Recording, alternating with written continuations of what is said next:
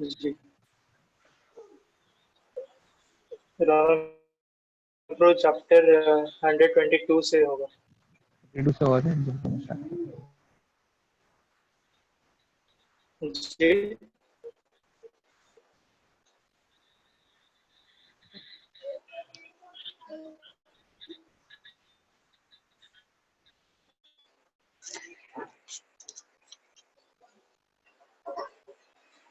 ज्ञानस्य ज्ञानंजन शलाकया चक्षुरुन्मीलितं तस्मै श्रीगुरवे नमः। श्रीचैतन्यमनोभीष्टं स्थापितं येन भूतले स्वयं रूपा कदा मह्यं ददाति स्वपदान्तिकं। हे कृष्ण करुणा सिंधु दीनबन्धु जगत्पते गोपेश गोपिकान्त राधाकान्त नमस्ते। तप्तकाञ्चन गौराङ्गी राधेश्वरी विष्णुवाणी नमो विष्णुपदाय कृष्णकृष्णाय भूतले श्रीमते भक्तिवेदान्त स्वामी इति नामिने। नमस्ते सरस्वती देवी गौरवाणी प्रचारिणे निर्विशेषशून्यवादी पश्चाताभिसतानि। श्री कृष्ण चैतन्य प्रभु नित्यानंद श्री अद्वैत गदाधर शिवासादि गौर भक्तवृंद। हरे Krishna Krishna Krishna Hare Hare Hare Ram Ram Ram Hare Hare. Srila Prabhupada wants me to serve him.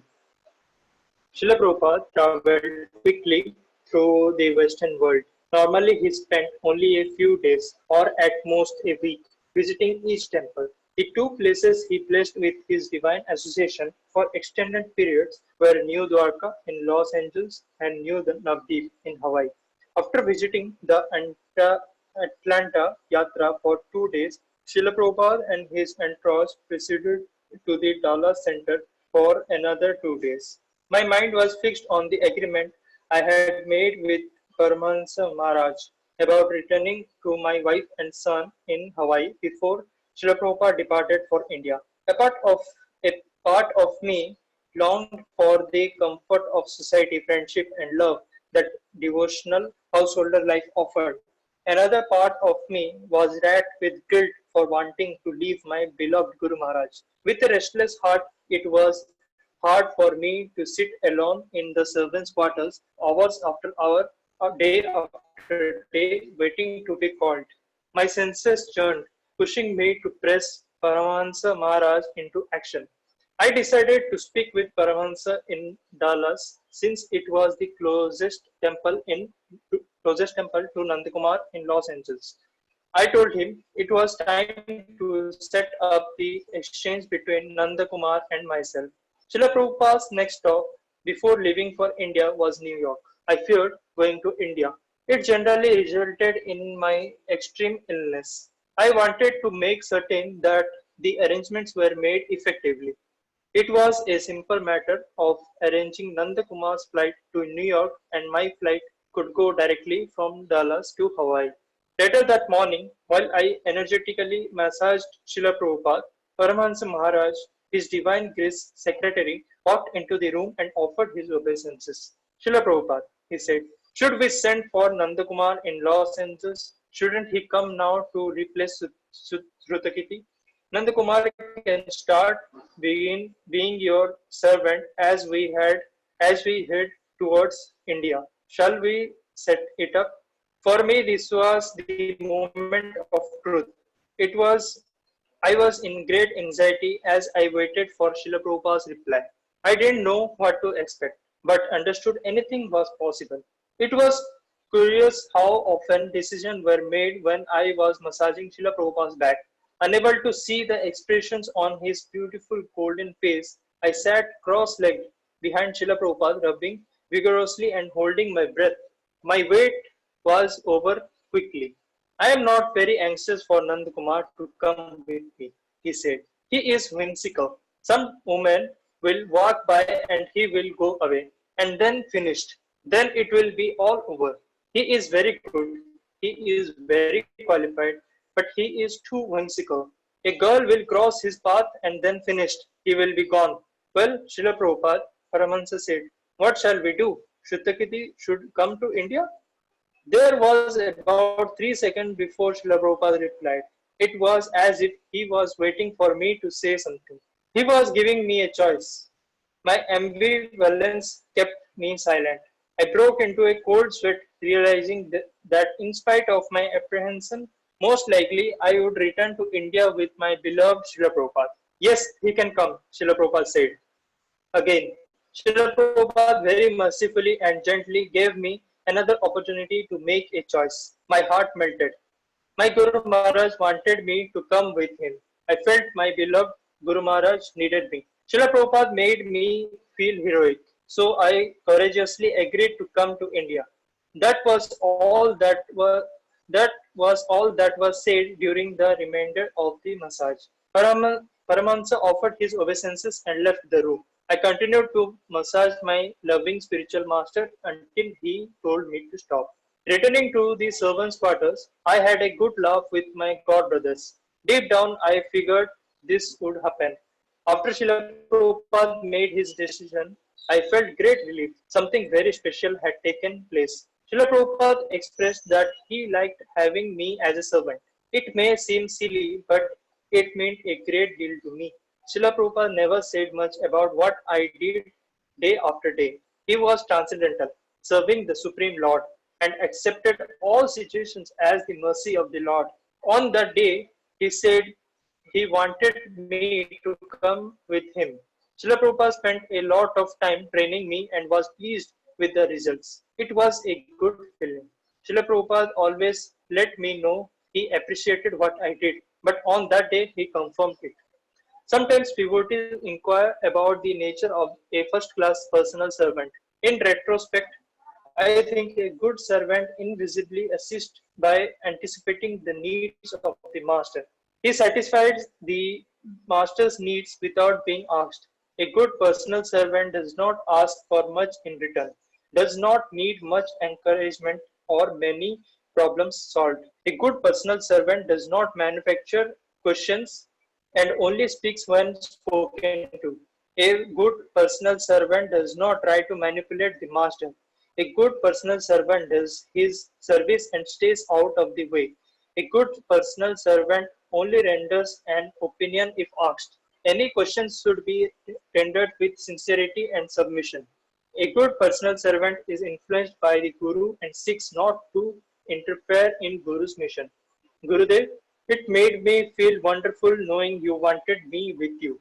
Now I feel only sadness because my desire was not strong enough to stay with you. Srila Prabhupada, every day I lament and these feelings gnaw at me. I am the most unfortunate person on the planet. You never sent me away, yet I left you. Being short sighted and foolish, I thought you would be with us forever in your Vapu. Please forgive me for my ignorance.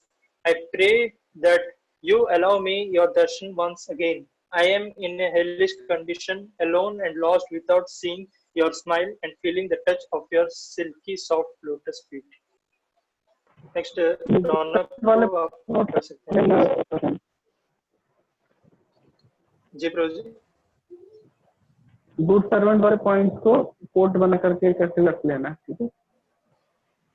प्रभु जी कौन सा point? Good servant, जी जी जी good जी जी servant. जी ठीक है प्रभु जी।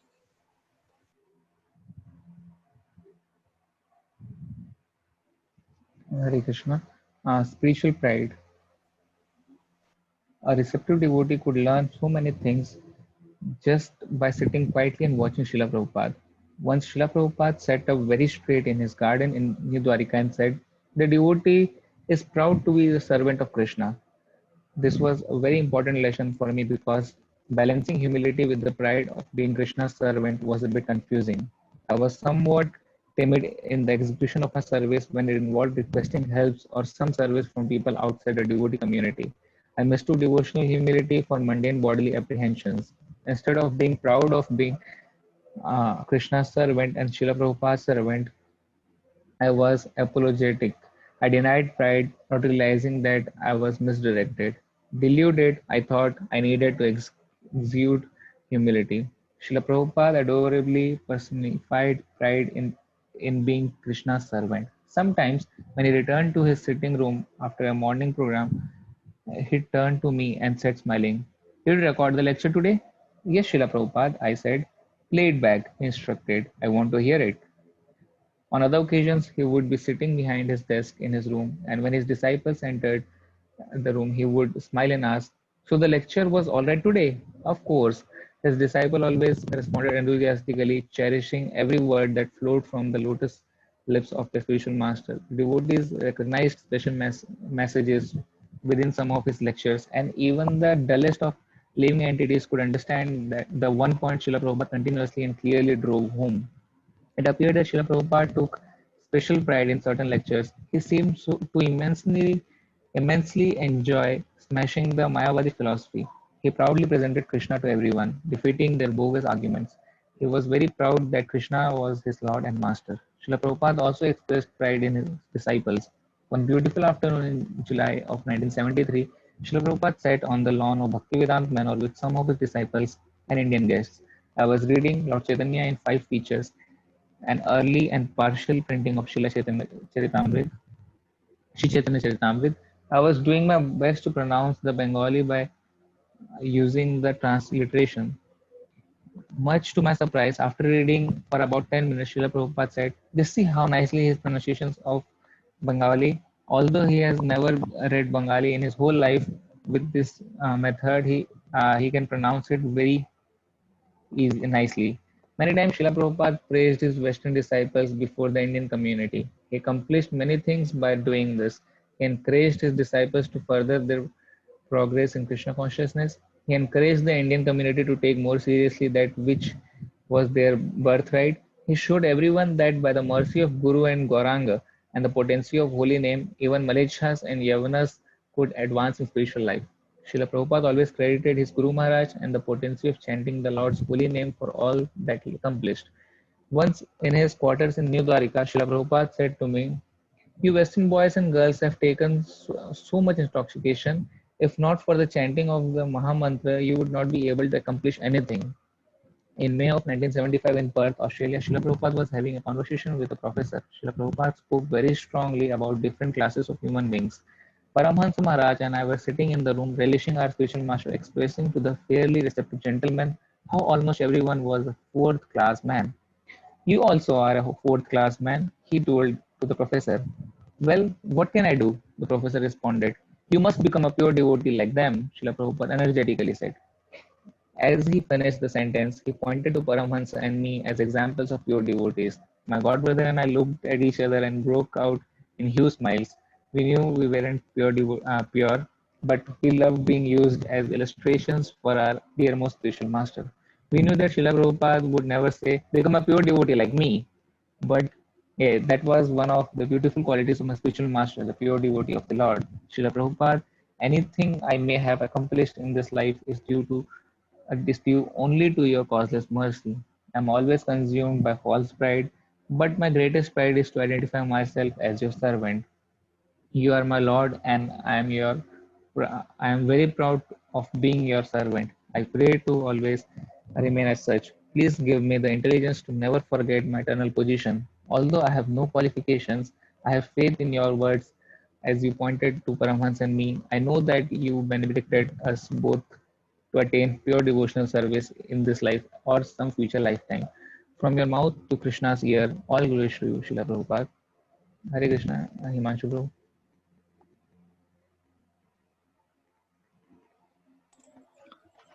March 1975, ISKCON Mayapur Chandrodaya Mandir, Mayapur, India. During my first trip to India with Srila Prabhupada in 1972, I contracted jaundice, malaria, colitis, and of course, dysentery within the first 2 months. The effects continued to linger and my health was somewhat fragile. Srila Prabhupada's tour of India lasted about 2 months, and due to the mercy of my beloved Gurudeva, I stayed healthy the entire time. I am embarrassed to speak about my activities, but I must because Srila Prabhupada personally saw to it that I received all I required to stay healthy. I ate fresh fruits, yogurt, and cheese made from cow's milk. In addition, I ate steamed vegetables and rice. For breakfast, I also ate oatmeal. Of course, I ate Srila Prabhupada's remnants whenever the opportunity arose. At different times, he asked me if I was getting fresh cow's milk and sufficient fruit to eat. He would tell the Mataji arranging his cooking to see that I was getting what I wanted. I do not want to sound offensive, but Srila Prabhupada nurtured me, not like a father, but more like a loving, concerned mother. His divine grace endeared himself to all he met. I was enchanted with his kindness. He cared so much about us all. He still does. I am ashamed to say that I never deserved such transcendental favor. Srila Prabhupada's wonderful quality of mercy was not for me alone. He loved all of his disciples. When he arrived at the Krishna Balram Mandir for the temple opening, he called the leaders into his room and asked, "How is everyone being taken care of? Are they getting cow's milk to drink? They must get cow's milk. They shouldn't be drinking buffalo's milk." I cannot emphasize how many times Srila Prabhupada spoke about importance of serving nice prasadam to the devotees. One of the first lessons of Srila Prabhupada taught me was that every visitor must take prasadam before leaving, even if it was a piece of fruit, even if it was one piece of fruit. During the Utsava, the opening festival of Krishna Balram Mandir, devotees stayed in various guest houses near the temple because there was no sufficient facility at the temple. Srila Prabhupada told those in charge, "Be sure the devotees have nice facility. They should not be uncomfortable." It was delightful to watch a Krishna conscious person in action. Srila Prabhupada was fully cognizant of everything going on around him and everything not going on around him. Srila Prabhupada's loving attention influenced all the devotees to do their best. Srila Prabhupada made sure that everyone in his entourage received all necessities and had nice prasadam. He told the leaders to be sure that everyone under their care received the same. I never heard Srila Prabhupada tell anyone they were eating too much. However, it was common for His Divine Grace to tell His disciple they were getting up too late if they were not rising in time to receive the spiritual benefits of Brahma Murta. Srila Prabhupada, you always set the perfect example by showing us how to act in all circumstances. When you were ill, you continued your service without complaining. But when I complained of illness, you compassionately catered to my desires. I owe you my life and more. You accepted whatever Krishna provided, but for your disciples, you strive to provide them with the comforts to which they were accustomed. You were pleased to see your disciples happily engaged in devotional service and free from anxiety. Please, please bless me with a desire to treat my God brothers and God sisters with the same love and care you bestow upon them. प्रभु जी और कोई पढ़ेंगे? मैं पढ़ लूँ ये वाला। शुभम प्रभु पढ़ सकते हैं। जी प्रभु जी। हरे कृष्णा। जी प्रभु जी। Mercy by serving according to Srila Prabhupada's desire. September 1973, ISKCON, Bombay. Besides getting ill whenever I travel to India, cultural differences played a major part in my dislike of traveling to this very different part of the world. I was not alone in my aversion to staying in India. I witnessed many devotees coming to the Holy Land only to leave a short time later. Their difficulties included poor health, lack of facility, personality conflicts with management, and a culture shock. I observed two of Sri Prabhupada's veteran disciples also facing their personal limitations in the Holy Land. Stories of fruitful preaching opportunities in the West seem to call them back to the States. Preaching to potential life members seemed painful slow in India. The Indians would tell us we were not telling them anything they did not already know. After all, they grew up hearing about Krishna. Life members often said, "Oh yes, we know Krishna." Many times Srila Prabhupada illustrated this point by saying it was if we Westerns were 100 miles away from Krishna, but now, under his guidance, we were heading toward the Lord. The Indians were 10 miles from Krishna, but unfortunately going away from him. Our problem was finding a way to turn them around so they could head back to Godhead. Sometimes it was anything but enlivening. One day, a few disciples were in Srila Prabhupada's quarters, pleading with him to go back to the West. "We are just like businessmen," one disciple told Srila Prabhupada. "We are collecting money and making life members." In one sense, he was correct, but the difference was we were doing it for Srila Prabhupada and Krishna and not for our personal profit. Srila Prabhupada was sympathetic to their frustration, but in a stern voice told them, "But I want you to stay here. It is the spiritual master's desire that you stay here, so that is better. Isn't it service to go to America and preach?"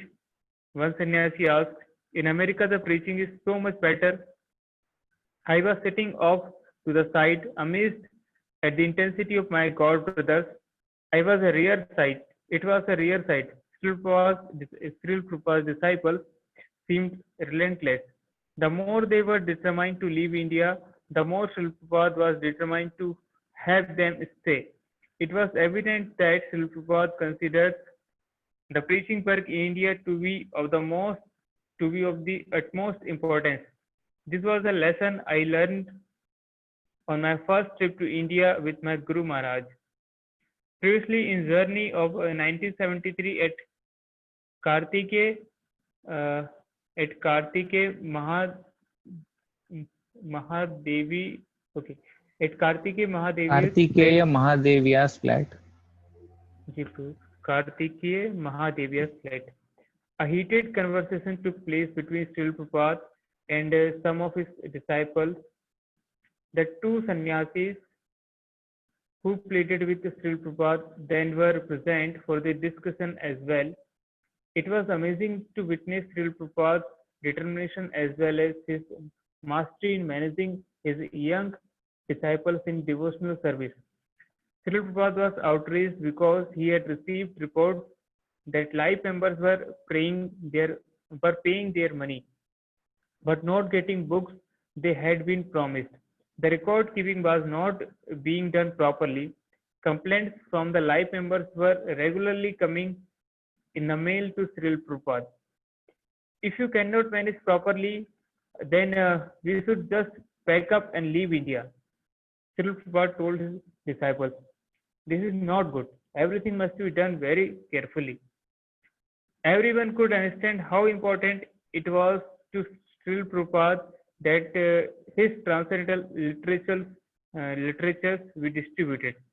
Ultimately, we sincerely wanted to please His Divine Grace despite any obstacles placed before us. 9 months later, Srila Prabhupada was again pleading with the same two senior sannyasis to remain in India. It was not going well. Seeing how upset Srila Prabhupada was, I was squirming in the corner of the room. I also understood how hard it was to stay in India. Srila Prabhupada was depending on these men to assist him in this important work, but they just could not do it any longer. It was a fierce battle. The intensity of negotiation was what I would have expected amongst peers, rather than between spiritual master and disciple. Srila Prabhupada, Srila Prabhupada wanted them to stay, and that was final. His disciples argued that they needed to leave India to preach. At this time, the West was a fertile preaching field. Finally, in apparent disgust, Srila Prabhupada said, "All right, you just chant your 16 rounds, follow the 4 regulative principles, and do any damn thing you want." That is how this rear room conversation ended. Our most magnanimous leader gave them permission to serve him in whatever capacity they could. Again, it was evident that Srila Prabhupada considered us all volunteers in his transcendental army. It is up to us to decide how quickly we want to gain the mercy and make advancement by serving our spiritual master according to his desire. Daily, we choose what and how much we are willing to do in the service of our Guru Maharaj. Once in his quarters in New Dwarka, Srila Prabhupada said, "Ultimately, we must all fly our own airplane." Srila Prabhupada, I am still trying to find my way back to the airport. Without you in front of me, it is very difficult to find my way. You have given us all the tools necessary to engage in devotional service, but I do not think I will ever be qualified to fly my own plane back to Krishna. Let me serve those who are qualified to fly their own airplane back to Godhead. I am praying you allow me to be your flight attendant as you travel around the universe liberating conditioned souls. Hare Krishna. Hmm. Krishna Next, Samvit को आप पढ़ते जी तो हैं? Okay. School की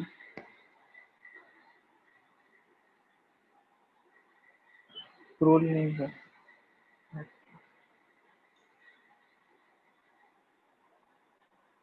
तो check करिए, scroll हो रखा है, मतलब पहले से थोड़ा सा स्क्रोल था और अभी भी स्क्रोल है, लाइक। नहीं हुआ, थोड़ा मतलब लेट होता है मेरा स्कूल मतलब यही वाला। ओके, मैं थोड़ा जल्दी कर लूँ।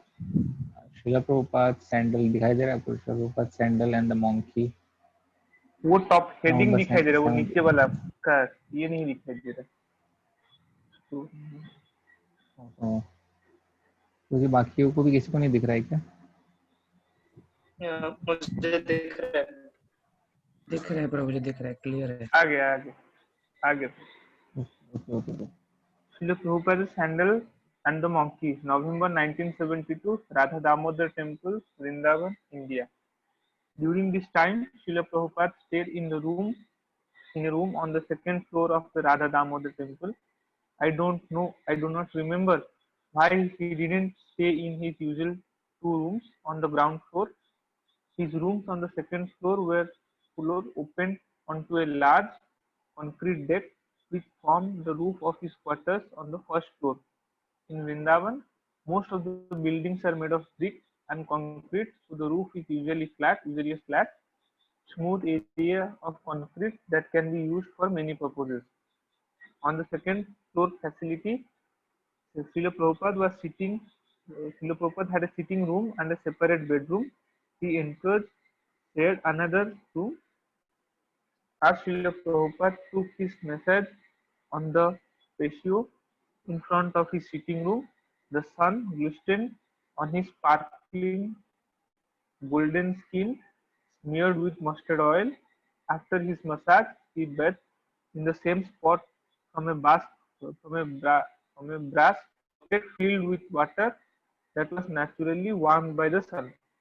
Put the bucket on the roof, he told me. The sun will heat it up. Using his lota and this bucket of water, he took his bath while sweating on the patio in his gumsha. gumsha. Srila Prabhupada made a point of keeping the maintenance of his body very simple. After taking his bath, he returned to his bedroom, put on his fresh clothing, and had laid on his bed. On this particular day, the weather was very hot. So Srila Prabhupada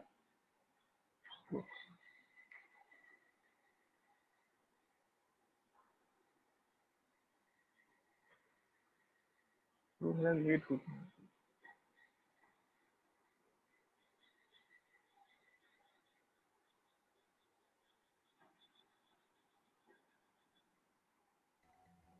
तो screen ऊपर नहीं गया है क्या? जी प्रभु अभी Srila Prabhupada made out a point of keeping the maintenance of his body very simple. After taking his bath, he returned to his bedroom and put on fresh clothing. I had laid out on his bed. On this particular day, the weather was very hot, so Srila Prabhupada only wore a dhoti and no kurta. A few minutes after, he went into his room to dress. I hear him shouting. I was still outside on the patio, cleansing up. As soon as I heard him shout, I raced into the room. The front door was ajar. I had no idea what was wrong, and although I ran in out of habit, I offered my obeisance. Srila Prabhupada was behind his desk. As I hurriedly sat up and looked towards him, he huddled his ball of tilak towards my head. It was the size of a goat ball, and he threw it with the vigor of a baseball pitcher. It was missed my head by inches. I was shocked and frightened. What's the matter? I blurted out. That monkey, that monkey has stolen my shoe, he said, pointing in my direction. I turned around in time to see one of Vrindavan's fury pests run out of the room with Srila Prabhupada's sandal in his grasp. Monkeys were prolific in this part of Dhama and were always looking for a head bag, glasses, or some other valuable.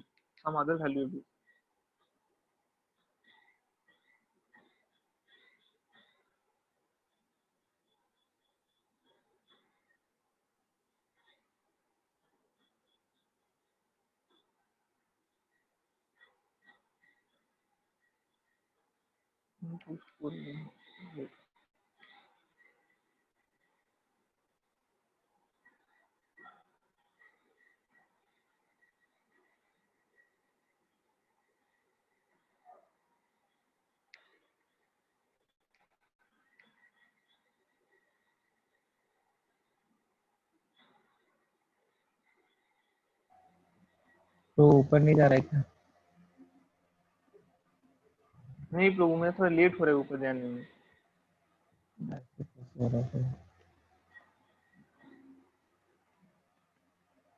देखिए, some other valuable item to steal.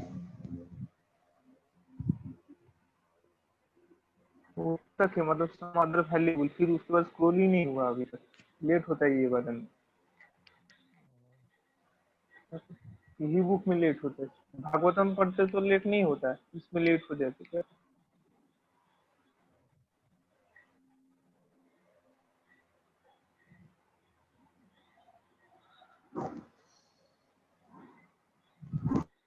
तो कोई और पढ़ सकते, मेरा scroll नहीं हो रहा.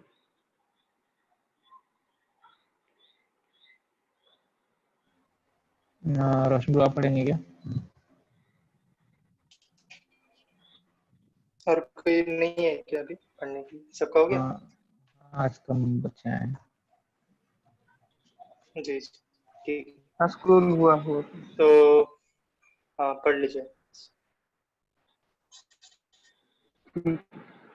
Monkeys were prolific in this part of the Dhama and were always looking for the bead bags, glasses, or some other valuable items to steal. They used the items to barter for eatables. I was relieved knowing that my Guru Maharaj was tossing the tilak at the monkey rather than me. It was an unusual experience to have a ball of tilak whizzed by my head. Fortunately, my spiritual master, with an expert marksman, the monkey, vaulted to the roof of Srila Prabhupada's sitting room and waited. This rascal, he had taken my slipper. Srila Prabhupada said, "Get some pera and come outside." I grabbed a few milk sweets from the glass jar above Srila Prabhupada's bookcase and followed my Guru Maharaj outside the door for the upcoming confrontation. Srila Prabhupada brought his cane. The monkey sat on the edge of the roof with the sandal in his mouth and waited for negotiations to begin. The roof was barely out of reach at about 8 feet from the ground where we stood. Srila Prabhupada began jumping up and down, swinging his cane over his head to intimidate the monkey. The monkey seemed to enjoy the attention. He wasn't threatened and concerned that Srila Prabhupada might get the slipper. The fury then began waving the shoe, taunting us. Srila Prabhupada continued jumping up and down with his cane over his head, swinging at his fussy foe. He said, "These monkeys are such rascals." The monkey continued taunting us. Now he was making faces at us. It was clear that he was skilled at holding valuable items hostage and holding out of ransom. He was a crafty thief that enjoyed his mischievous notions.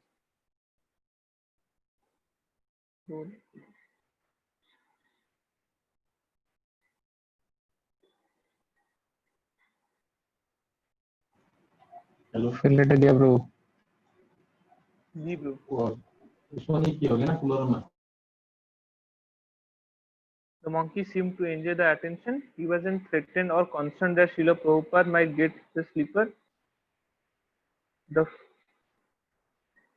negotiation. Sorry, this was my first experience in such warfare, and I have to admit I found it very exhilarating. Srila Prabhupada, I said, let me see if I can give him the sweet and get the sandal. Yes, see if that works. Srila Prabhupada replied. With my fearless leader beside me, I cautiously held a sweet into the air, hoping that the monkey would give me the magical slipper in exchange. True to the nature of monkey, he tried to cheat me. He attempted to snatch the sweet without relinquishing Srila Prabhupada's holy slipper. Again I tried. When I tried, I held up the sweet and motioned for the shoe. The monkey started to deliver the slipper with one hand and reached for the sweet with the other. Convinced I was successful, I let down my guard in front of my beloved Guru. I was prematurely proud of my anticipated success. I failed and gave up the sweet. Unfortunately, the menacing monkey didn't surrender the slipper. To my charging, I managed to lose 3 sweets to the enemy without getting close to reviving the lotus slipper. At this point, the monkey began chewing on the heel of the slipper with gusto. He managed to tear some cloth from the heel and put a number of teeth marks in it. Srila Prabhupada was not assumed with his aggressor's demolition. Forget it, he said. He has ruined the shoe. His divine grace went back into his room and prepared for lunch. I started to follow him into the room. I looked up and saw the monkey drop the sandal at his hurry feet and run away. I guess he understood it was no use of him. If it was no use to use, if it was no use to us, I figured I may as well get the slipper. So I called for Grisha, Hayagriva's son, and asked him to go to the upstairs to the roof and get Srila Prabhupada's slipper. Grisha was about 10 years old and eager to help. I watched from below as Grisha headed for the slipper.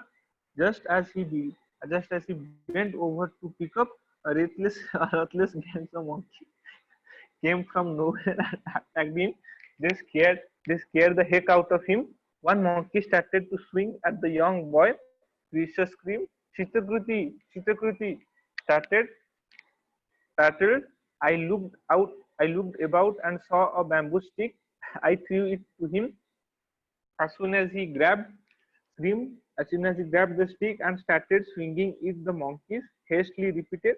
Grisha grabbed the slipper and raced down the stairs with the beast hot on his heels. Grisha gallantly delivered the slippers. I brought the slippers back to Srila Prabhupada because he had worn this slipper for some time and seemed to be very fond of them. He had others to choose from, but he favored this. I showed him the torn slipper.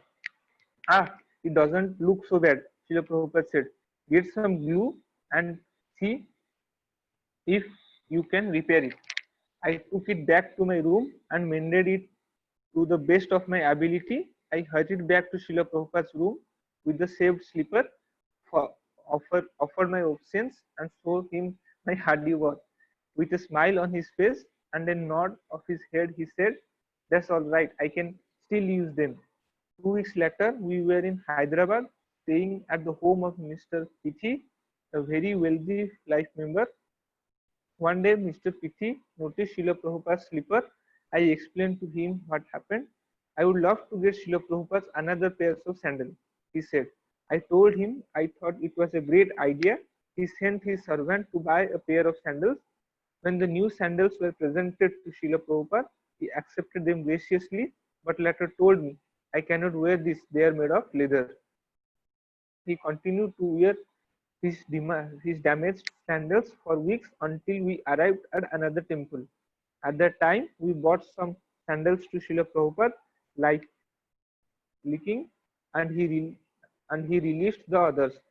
His torn sandals were now resides at the home of Kirtiraj Prabhu in Alaucha. Alachua. Alachua. They are in the glass case and are held in high esteem by the caretakers.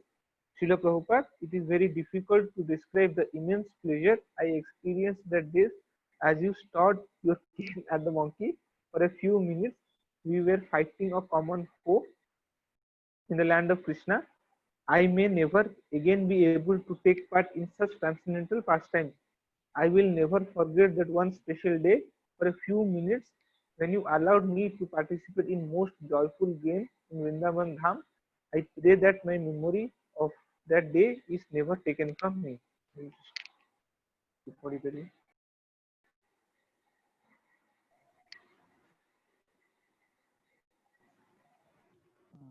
दुआ पढ़ रहे हैं क्या? जी जी ठीक है. Chapter 127 Bengali Cooking Mustard Seed Oil, Pishima and Sudhagiti. While staying at Kolkata Temple in 1973, I became aware of Srila Prabhupada's fondness for Bengali cooking. Amazingly, during my tenure of personal service to my beloved Srila Prabhupada, His Divine Grace didn't eat Bengali sweet prasadam very often. Even when he stayed at the Calcutta and Mayapur temples, he regularly honored prasadam prepared by his Western disciples. The difficulty with the wonderful Bengali preparations, although quite tasty, was that they often contained mustard oil. It is difficult for me to digest, Srila Prabhupada would comment. One day at the Calcutta temple, Tamal Krishna Maharaj entered Srila Prabhupada's room and offered his obeisances. Sitting comfortably behind his desk, Srila Prabhupada looked as effulgent as ever. Haven't you said that mustard oil is for the outside of the body and ghee is for the inside? Tamal Krishna inquired. Yes, Srila Prabhupada said, smiling. Then doesn't that mean that we shouldn't use mustard oil in our cooking? Tamal Krishna Maharaj continued. Sometimes some of the devotees are using mustard oil in their cooking. I don't think it is a good idea. Well, it is true, Srila Prabhupada said. But mustard oil is very tasty. It makes the vegetable taste first class. Therefore, in Bengal, everyone uses mustard oil in their cooking. It is very palatable. When Srila Prabhupada stayed in Bengal, his sister would sometimes come to the temple and cook for him. This was a mixed blessing. It was known by many of Srila Prabhupada's sisters. Pishima would smuggle mustard oil into the temple kitchen under her sari to use in her cooking for her beloved brother. Like Srila Prabhupada, Pishima had a way of listening to what we had to say and then doing whatever she wanted. Srila Prabhupada ate whatever she cooked and occasionally would complain afterwards, saying, her cooking has made me ill. Using deadpan humor, he continued, I think she is trying to kill me. Sometimes I would chastise him like a parent, saying, Prabhupada, you are not getting sick when you eat from your cooker. But when you eat what your sister cooks, then you get sick. Yes, don't give me anything else, he replied with conviction. Let me eat what you cook. If my sister gives me something, you eat it if you like. I don't want to eat it. I became very enlivened by his determination to follow my instructions. Of course, when it came to eating, he never followed anyone's instruction for long. He always did what he liked. Once, one of Srila Prabhupada's god nephews, a Bengali brahmachari, visited Srila Prabhupada at his Juhu flat. He was a very good cook and offered to cook Srila Prabhupada Shrutakiti, a bitter vegetable Shukta, Srila Prabhupada Sukta, a bitter vegetable stew. I watched the young devotee as he expertly deep fried large slices of vegetable, including bitter melon. When he finished, there was a large pot of very bitter and very oily soup. Srila Prabhupada relished every bite. This is the most wonderful thing, he commented. Shrutagiti, you should learn. Make it like this. This is very first class. I was never able to come close to duplicating the wet vegetable that Srila Prabhupada savored that day. Fortunately for me, Srila Prabhupada accepted the much simpler cooking I regularly prepared. I was delighted hearing him say that my cooking didn't make him sick. Srila Prabhupada, I always marvel at your depth of compassion. You regularly accepted service from everyone regardless of the consequences to you. No one knows this better than I. You never gave up on me. I know that as long as I have a sincere desire to serve you, you will never turn your back on me. Please give me a taste for the Shukta you ate and a taste for devotional service. Both are too bitter for me to enjoy because my senses are deadened by lifetimes of a demoniac diet. Next, Ronak Pro, आप पढ़ सकते हैं. हरे कृष्ण प्रभु जी continue करना है या गीता पढ़ेंगे प्रभु जी? कितने बच्चे हैं? जी प्रभु जी. कितने बच्चे हैं? एक्चुअली कंफ्यूजन हो गया था तो प्रभु जी ये 28 है, 29 है, उसके बाद बीच में कुछ 5-7 चैप्टर आ रहे हैं. 113 से 122 तक, मतलब 121 तक, तो अराउंड 10-12 चैप्टर आ रहे हैं. ठीक है, हम लोग पढ़ते ही लगा, क्योंकि एक्चुअली मैं गीता नहीं पढ़ाऊंगा, मेरा माइक ठीक नहीं है ना. जी ये पढ़ते हैं. तो आप लोग अपना पर्सनली पढ़ लेना, इसको 8 मिनट और पढ़ लेते हैं आधे बजे. ठीक है. 128 devotional service means pleasing Krishna. Blur आ रही है प्रभु जी. ठीक है, इसलिए पढ़. Devotional service means pleasing Krishna, Sandesh and Rasgulla. September 27, 1972, ISKCON, Los Angeles. The following is an excerpt from a letter I wrote to Kirtanand Maharaj 3 weeks after leaving New Vrindavan and becoming Srila Prabhupada's personal servant. I am beginning to understand that anything in connection with Srila Prabhupada is truly nectarian. It is his causeless mercy that I have finally found a preaching engagement I am really attached to, that is, telling other devotees about the glorious activities of my beloved spiritual master. Every word spoken and every step taken by him is a source of pleasure for thousands of disciples around the world. It is Prabhupada alone who can turn wretched lives into something worthwhile. He accepts the most insignificant service as a great deal. While engaged in talking about New Vrindavan during Prabhupada's massage yesterday, I mentioned how we used to do Kaho Arutika. At that point, Prabhupada frowned. I asked if they were okay to do, or he said no. I asked if there was anything special to do for the cows. He said, keep them clean, brush them nicely, bath them, and also you can polish their horns and hooves. Prabhupada also received your sandesh yesterday. I put 2 on his plate last night as at his request, along with pineapple and hot milk. He bit into one and said, Kirtanand Maharaj was first-class sandesha. Made first-class sandesha. He then said how sandesh and rasgulla are called Bengali sweets and how they are standard. He has been criticizing LA's making of concocted sweets with puffed rice, carob, powdered milk, food coloring, and peanut butter in different combinations that he did not care for. He said, I have given you sandesh, rasgulla, and sweet balls. These are standard sweets and are very good.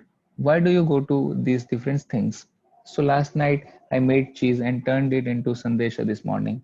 I gave him one of the sandesha you had made and one I had made with this lunch. He ate both. When he was finished, I asked him how the sandesha was. His face lit up and he said, did you make them? I told him that I had done, and he said they were very good. I'm really happy because sandesha is one of his favorite sweets. Srila Prabhupada, absolute truth never changes. 25 years have passed since I wrote this letter to Girinarath Maharaj, but your causeless mercy I have rediscovered. A preaching engagement I'm really attached to. I pray that I never again let so many empty years pass by without attempting to glorify my magnificent spiritual master. Please give me one more opportunity to prepare sandesha for you for your lunch. In this way, I can relish how you kindly encourage me by opening your eyes wide and explaining. This is very good. हरे कृष्णा. मुझे और पढ़ना है आगे.